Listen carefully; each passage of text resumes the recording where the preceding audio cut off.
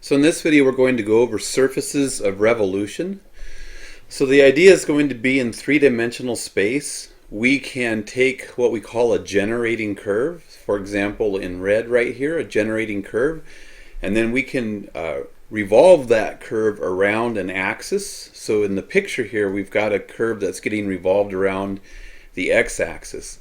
The idea is you can revolve a curve around any axis. So we can take a generating curve and we can choose to revolve it around the x, the y, or the z axis.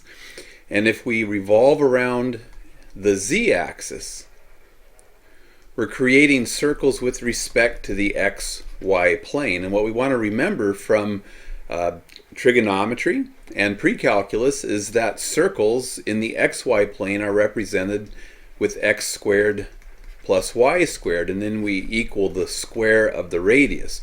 The idea is we want to let the radius be a function so that it's allowed to vary. So if we are revolving around the z-axis, what we want to recognize is that our radii of revolution can be given either by the x-coordinate or by the y-coordinate. So if we know the x-coordinate as a function of z, or if we know the y-coordinate as a function of z, then we know the radius as a function of z. So we can describe the radius of revolution around the z-axis if we know either x or y as functions of z. So then I can take that radius as a function of z, or your position along the revolution axis, and square it to get the equation of a circle. So that's where this first one comes, a z-axis rotation.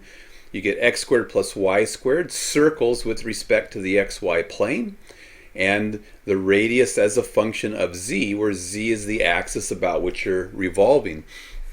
But we don't have to revolve a curve around the z-axis. We could choose to revolve the curve around the y-axis, for example. So if we do a y-axis revolution, we'll get circles with respect to the xz plane, but a circle is still going to have the x squared plus y squared equals radius squared format.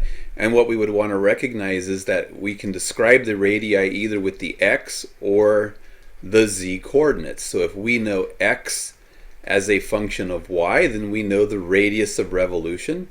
Or if we know z as a function of the variable y as we move along the y-axis revolving a curve, then we know the radius.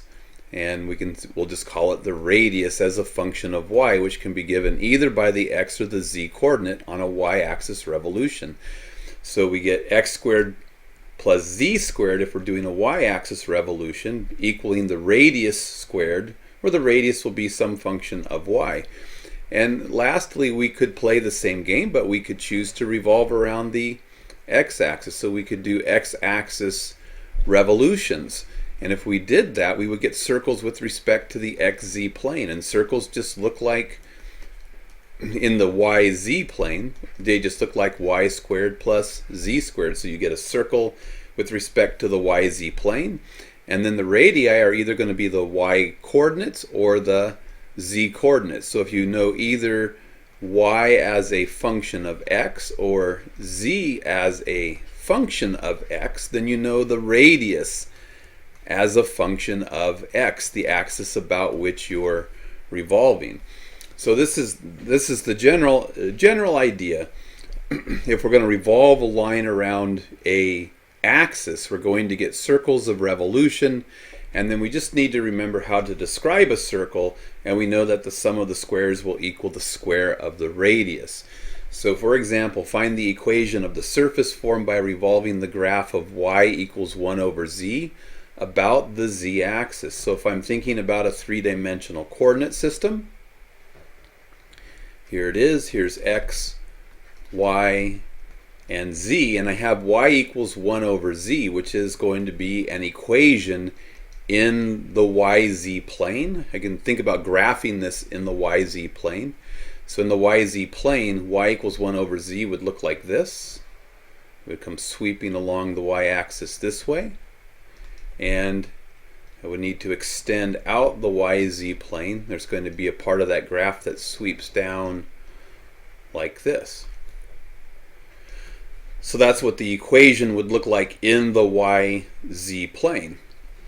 And if we want to do a z-axis revolution, so here's a z-axis revolution, what I want to recognize is that a z-axis revolution gives me circles with respect to the xy plane. So all I need to do to get the equation of the surface formed by revolving this equation around the z-axis, I need to create the circle with respect to the xy plane. So I do x squared plus y squared equals, and I know it needs to be the square of the radii, or radius. And the radius can be described either using the x coordinate or can be described using a y coordinate.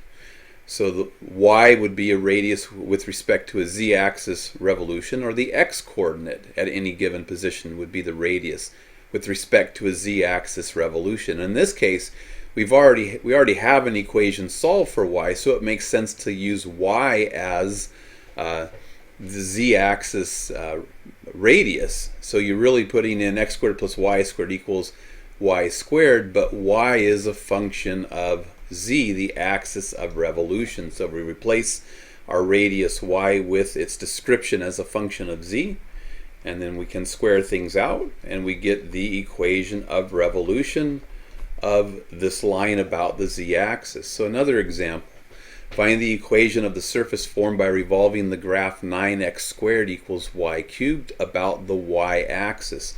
So if I just throw a quick x, y, z coordinate system in, so here's x, here's y, here is z, and I think about doing a y-axis revolution, what I see is that I get circles with respect to the xz plane when I do a y-axis revolution. So I want to construct the circle equation in the xz plane. So that's going to be x squared plus z squared to create that circle in the xz plane, equals the square of the radius. So I just need to know how to describe my radii when I revolve about the y-axis.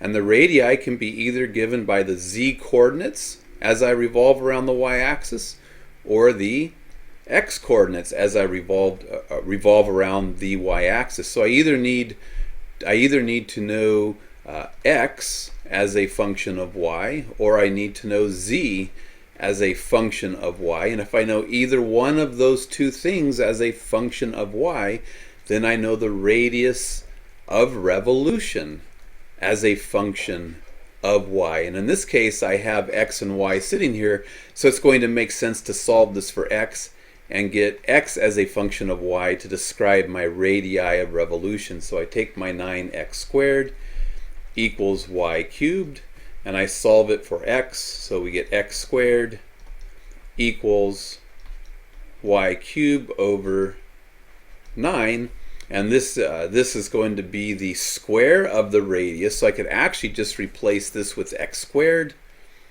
which would be y cubed over 9, or if I didn't notice that what I want here is the square of the radius, and x is the radius and x is being squared, which means y cubed over 9 is the square of the radius. I could keep pushing this. I could take the square root of each side by raising each side to the half power, which would give me y to the 3/2 over the square root of 9 is 3. And then I could plug that y to the 3/2 over 3 in here. And then when I squared it, let me get this out of my way. When I square it, I would get y to the 3/2 squared is y cubed over 9. So I would get x squared plus z squared equals y cubed over 9, which is what I would have gotten had I noticed that x squared is the square of the radius, because the x coordinates are the radii, and I could have just replaced the right hand side with y cubed over 9 directly.